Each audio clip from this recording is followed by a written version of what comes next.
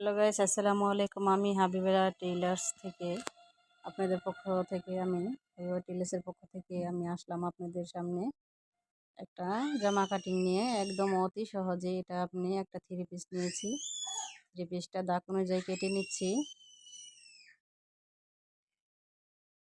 এটা কাটার পরে এখানে দুইটা দাগ আছে, হাতার কাপড় সহ এখানে জয়েন করা আছে। যেখানে হাতার আর বডির কাপড় কেটে নিচ্ছি। অতি প্রথমে এগুলা কেটে নিতে হবে। কাটা হয়ে গেছে আমার। এখন আমি এটা দুটোটা ভাঁজ করে নিব। ভাঁজ করার পরে তারপরে জামাগুলো আমি কাটিং করব। অতি সহজে আপনারা যারা নতুন সেলাই কাজ শিখতে চান আমার ভিডিওটা ফলো করবেন। অনেক সহজ নিয়মে আমি জামাটা কাটিং করব। এখানে অতি প্রথম আমি লম্বা মাপটা নিয়ে নিচ্ছি। এখানে আমি 42 ইঞ্চি বডির জন্য এখানে আমি 7 নিব, কাঁধে 7। তারপরে গলা নিব আমি 2.5 ইঞ্চি চওড়া। এখানেও আমি 6.5 নিব। 6.5 নিয়ে তারপরে গলাটা আমি বক্স করে নেব। এখানে আপনারা চাইলে স্কেলও ব্যবহার করতে পারবেন। আমি স্কেলের বদলে আমি এখানে ফিতা ব্যবহার করছি। এখানেও 2.5 নিতে হবে। তারপর লম্বা করে দাগ টেনে এখানে অ্যাডজাস্ট করে দিতে হবে। এখানে আমি এখন গলার 5.5 ইঞ্চি লম্বা নিব। গলাটা এখন আমি বক্স করে নিলাম। এখানে দাগটা আরেকটু বাড়িয়ে লম্বা করে দিলাম। এখানে আমি হিপের জন্য আমি 21 নিব, যেহেতু 45 ইঞ্চি লম্বা। জামাটা যত লম্বা হবে ততই হিপের অংশটা বেড়ে যাবে। এখানে আমি সোজা করে দাগ অনুযায়ী এখান থেকে সিনা থেকে হিপ অনুযায়ী ফিতাটা দুই ভাঁজ করে এখানে বডির মাপটা দিয়ে নেবেন। যে আমার দাগানো হয়ে গেছে। আর এখন আমি ঘেরের জন্য 22 ইঞ্চি লম্বা নিব।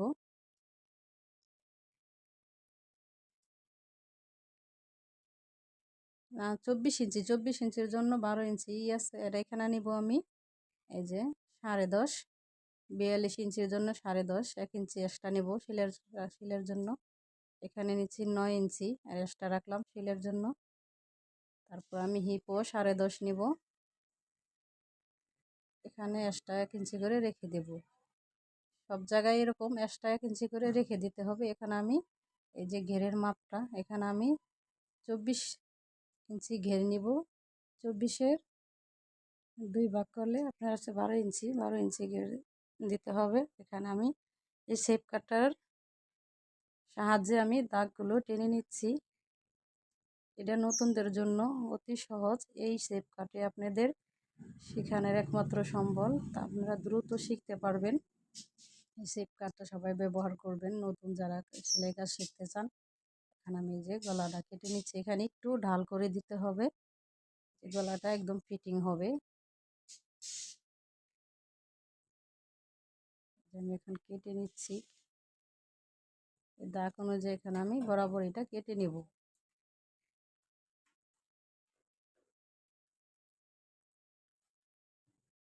তো সবাই আমার পেজটা ফলো করে দিবেন।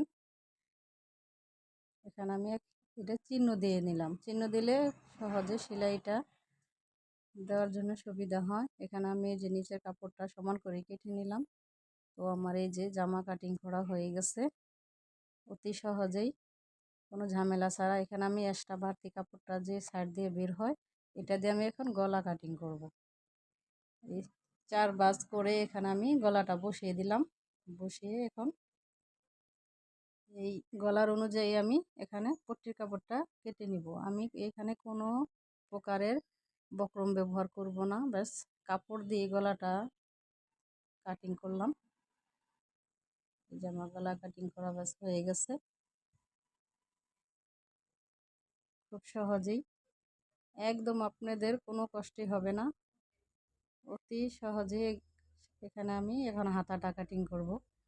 17 ইঞ্চি লম্বা আছে। এখানে আমি মোহরের জন্য 5 নিলাম আর এক্সট্রা 1 ইঞ্চি রাখলাম সেলাইয়ের জন্য। এখানে আমি 3 ইঞ্চি নেব ডাল করার জন্য। এই যে এখানে এই শেপ কাটার সাহায্যে এখন আমি এই মার্জিন টেনে নিলাম। হয়ে গেছে আমার মার্জিন করা। এখন আমি দাগ অনুযায়ী এখন আমি এটা কেটে নেব। আপনারা চাইলেই সহজেই নিয়ম অনুযায়ী কাটলেই শিখতে পারবেন। তো আমার হাতা কাটিং করা হয়ে গেছে। তো আমার ভিডিওটা সবাই ফলো করবেন। আরও কোনো প্রকারের সমস্যা হলে আমাকে কমেন্ট বক্সে জানাতে পারেন। আল্লাহ হাফেজ।